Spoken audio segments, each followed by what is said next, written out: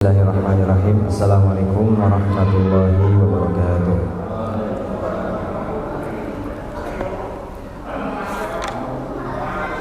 Bismillah, alhamdulillah. Alhamdulillahilladzi hadana bi'abdihil mukhtar liman da'ana ilaihi bi'idnihi wa qad nadana labbaika ya man dallana wa hadana. Shalla 'alaikallahu barakalladzi bika ya mukhashafa bika ya musyafa' khassana wa habana. Asyhadu an la ilaha illallah wahdahu la syarika lah wa asyhadu anna sayyidina Muhammadan abduhu wa rasuluhu la nabiyya ba'dah. Ma'asyiral hadirin jamaah menjelang berbuka rahimakumullah. Alhamdulillah kita dapat dikumpulkan kembali dalam salah satu majelis ilmu dan di salah satu rumah Allah ini, tempat yang paling diridhoi oleh Allah Subhanahu wa taala di muka bumi.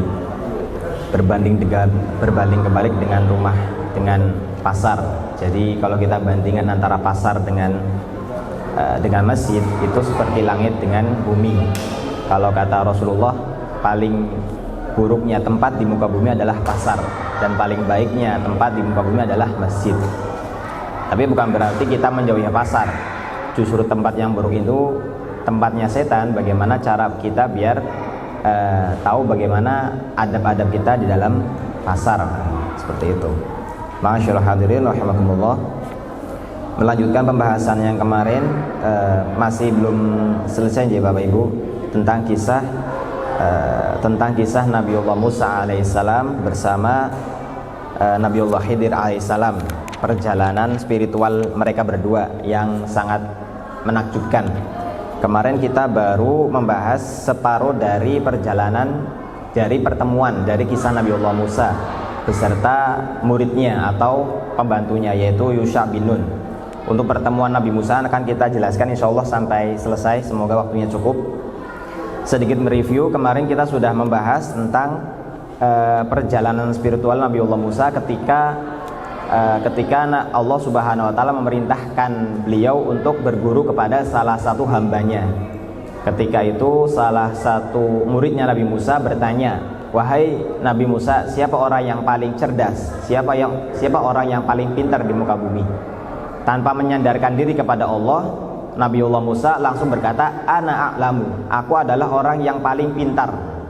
Ketika itu Allah langsung menegur Nabi Musa dengan menunjukkan bahwa sebenarnya di atas keilmuan Nabi Musa ada orang yang lebih pintar dari beliau, yaitu diperintahkanlah Nabiullah Musa untuk menuju ke suatu tempat sehingga beliau sampai berjalan bertahun-tahun beserta salah satu muridnya, yaitu Yusha bin Nun.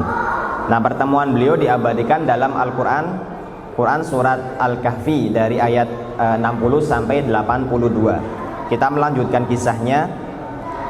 Ketika Nabiullah Musa sampai bertemu dengan Nabiullah Khidir, di awal perjumpaan Nabiullah Khidir berkata, "Ya Musa, inni ala ilmin min ilmillah allamani bihi la a'lamu anta."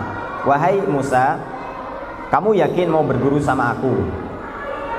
Sesungguhnya aku punya ilmu yang tidak diilmui oleh kamu. Jadi kata Nabi Khidir, aku punya ilmu, tapi ilmuku ini tidak layak untuk kamu pelajari, kata Nabiullah Khidir. Sebagaimana sebaliknya, wa anta la ala ilmin allamakahu la a'lamuhu. Begitu pula kamu punya ilmu yang ilmumu tidak aku ketahui. Jadi sama-sama punya kelebihan dan punya kekurangan masing-masing.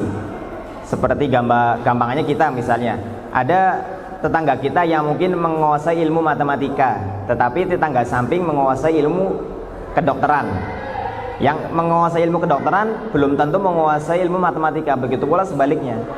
Demikian pula ketika Allah memberikan karunia kepada Nabiullah Khidir dan Nabiullah Musa, Allah memberikan kelebihan yang tidak dimiliki kelebihan oleh Nabi Khidir. Begitu pula sebaliknya. Sehingga dalam hal ini Nabi Khidir menegaskan, kamu yakin Musa mau berguru sama aku? Aku itu punya ilmu yang tidak mungkin kamu bisa menguasai ilmu tersebut. Tapi karena perintah dari Allah, maka Nabi Musa mengiyakan. Qala, kata Nabi Musa, satajiduni insyaallah sabiran.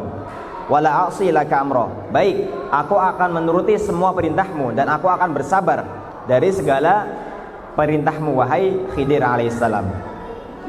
Kemudian fantalaqa, kemudian keduanya maka berjalan. Jadi si pembantunya Nabiullah Musa yaitu Yusha bin Nun ditinggalkan oleh Nabiullah Musa. Jadi perjalanan spiritual ini hanya dilakukan oleh mereka berdua. Pembantunya Nabi Musa pulang setelah itu, karena dalam redaksi ini fantalaqa musanna, dua orang. Yamshiyan ala sahilil bahri, dalam perjalanan mereka berdua berjalan di samping di tepi lautan, di bibir pantai. Jadi menyusuri bibir pantai keduanya. Laisa lahuma safinah, tidak ada perahu satupun ketika itu. Jadi barangkali mereka berdua berjalan sambil menunggu kapal berlabuh, sambil menunggu keduanya berjalan. Famarrat bihima safinah. Ternyata lambat laun ternyata ada dari kejauhan datang sebuah safinah, kapal. Safinah itu lebih tepatnya disebut dengan sampan. Jadi kapalnya tidak begitu besar. Kapalnya tidak begitu besar, juga tidak begitu kecil. Jadi muat untuk beberapa orang. Fakallamuhum an yahmiluhuma. Kemudian orang yang menduduki kapal tersebut berkata kepada keduanya, yahmiluhuma, untuk bisa membawa keduanya, Nabiullah Khidir dan Nabiullah Musa alaihissalam. Ternyata orang yang punya kapal itu tahu bahwa yang bersama Nabi Musa itu adalah Nabi Khidir. Jadi si pemilik kapal itu sudah kenal bahwa itu adalah Nabi Khidir. Jadi bisa kita simpulkan bahwa Nabi Khidir juga punya umat. Dan barangkali orang yang naik kapal tersebut adalah salah satu dari umatnya Nabiullah Khidir alaihissalam. Maka penghuni kapal, pemilik kapal tersebut tahu, kenal bahwa beliau adalah Nabi Khidir alaihissalam. Fahamaluhuma bighairi naulin. Kemudian pemilik kapal itu mengajak Nabiullah Musa dan Nabiullah Khidir naik ke kapalnya bighairi naulin, tanpa ongkos, jadi gratis. Jadi karena kemurahan pemilik kapal diberikan tanpa ongkos, bighairi naulin. Faja'a usfur fawaqa'a ala harfis safinah fanaqara naqratan aw naqratain fil bahri. Nah, ini yang kemarin sempat sedikit kita bahas. Dalam perjalanan di tengah laut, Nabiullah Khidir memberikan pelajaran yang sangat berharga kepada Nabiullah Musa alaihissalam. Sekalipun Nabiullah Musa derajatnya lebih tinggi dari Nabi Khidir karena beliau adalah seorang rasul dan Nabi Khidir adalah seorang nabi, tetapi antara keduanya justru Nabiullah Khidir dalam hal ini memberikan pelajaran yang sangat berharga kepada Nabiullah Musa alaihissalam. Pelajarannya apa? Sebelum Nabiullah Khidir memberikan pelajaran, salah satu perantaranya adalah seekor burung. Ketika di perjalanan tengah laut ada seekor burung yang hinggap di safinah, di kapal. Ternyata burung itu mematuk laut, dipatuk-patuk. Jadi menunjukkan bahwa safinah itu sangat kecil, sampai-sampai paruhnya burung tersebut bisa matuk ke air. Kata Nabiullah Khidir alaihissalam, beliau mengatakan, ya Musa, ma naqasa ilmi wa ilmuka min ilmillah illa kanaqratin hadzal usfur fil bahri. Wahai Nabi Musa, ketahuilah bahwa ilmuku dan ilmumu itu seperti patukan tetesan dari patukan burung tersebut. Jadi kalau burung matuk ke air kan ada tetesan, Jibu. Nah, tetesan itulah ilmu kita. Ilmu mereka berdua bukan ilmu kita. Ilmu kita mungkin hanya sepersekian tetes dari ilmu Nabiullah Musa dan Nabiullah Khidir. Hanya sebatas 1 atau 2 tetes dari ilmu Allah Subhanahu wa taala yang dimiliki dari seluruh dunia. Dari situ Nabiullah Musa merasa sadar bahwa ucapannya beliau yang beberapa tahun lalu itu tidak ada manfaatnya. Karena beliau mengatakan bahwa ana a'lamu, aku adalah orang yang paling mengetahui. Padahal kata Allah, wa fawqa kulli dzi ilmin alim, dan setiap dari orang alim itu ada alim di atasnya, dan seterusnya sampai pada puncaknya adalah Allah Subhanahu wa taala. Kemudian dilanjutkan bahwa fa'amadal Khadir ila lauhin min alwahis safinah fanaza'ahu. Tanpa disangka-sangka dengan mata kepalanya Nabi Musa alaihissalam, ternyata Nabi Khidir mengambil mencabut papan dari tempat injakan kapal. Jadi papan kapal itu diambil sampai membuat kapal tersebut bolong. Diambil udah kapal benar-benar dicabut kemudian menjadi bocor kapalnya. Faqala Musa, Nabi Musa ketika itu melihat agak geram. Kok tingkahnya Nabi Khidir kok aneh ya? Udah dikasih gratisan naik kapal, kok malah ngerusak kapal tersebut. Nabi Musa sampai berkata, qaumun hamaluna bi ghairi naulin amatta ila safinah fa kharaqtuha litughriqa ahlaha. Ada seseorang, ini dari intonasi Nabi Musa, ada orang yang ngasih gratisan kepada kita naik kapal, tapi kok kamu malah rusaknya. Nah, ini bahasa verbalnya. Udah dikasih enak tapi malah udah dikasih air susu dibalas dengan air tuba. Ini kata Nabi Musa, gampangannya seperti itu. Kemudian Nabi Khidir berkata yang sudah dinas dalam Al-Quran, qala alam aqul innaka lan tastati'a ma'iya sabra. Udah tak bilang toh, kamu tidak mungkin bersabar atas apa yang aku katakan, apa yang aku perbuat. Kamu tidak akan bisa bersabar. Qala la tu'akhidni bima nasit. Kemudian Nabi Musa meminta ampun, jangan kamu berikan konsekuensi kepada aku wahai Khidir. Aku tadi benar-benar lupa. Jadi tadi Nabiullah Musa itu lupa kalau pokoknya kata Nabi Khidir, apapun yang aku lakukan kamu diem, pokoknya diem. Tapi tadi Nabi Musa sudah kebacut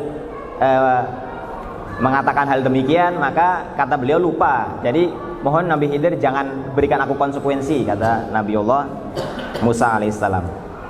Kemudian fakanatil ula min Musa nisyanan fantalaqa. Kata Nabiullah Muhammad SAW, hal yang pertama kesalahan Nabi Musa itu adalah suatu hal yang kelupaan. Jadi diampuni oleh Nabiullah Khidir alaihissalam. Fantalaqa fa idza ghulamun yal'abu ma'al hilman. Hal yang kedua ini yang lebih aneh lagi. Setelah perjalanannya pertama itu membocorkan kapal, yang kedua ini lebih ekstrim lagi. Ada seorang laki-laki, seorang anak kecil sedang bermain dengan ghilman, dengan teman-temannya.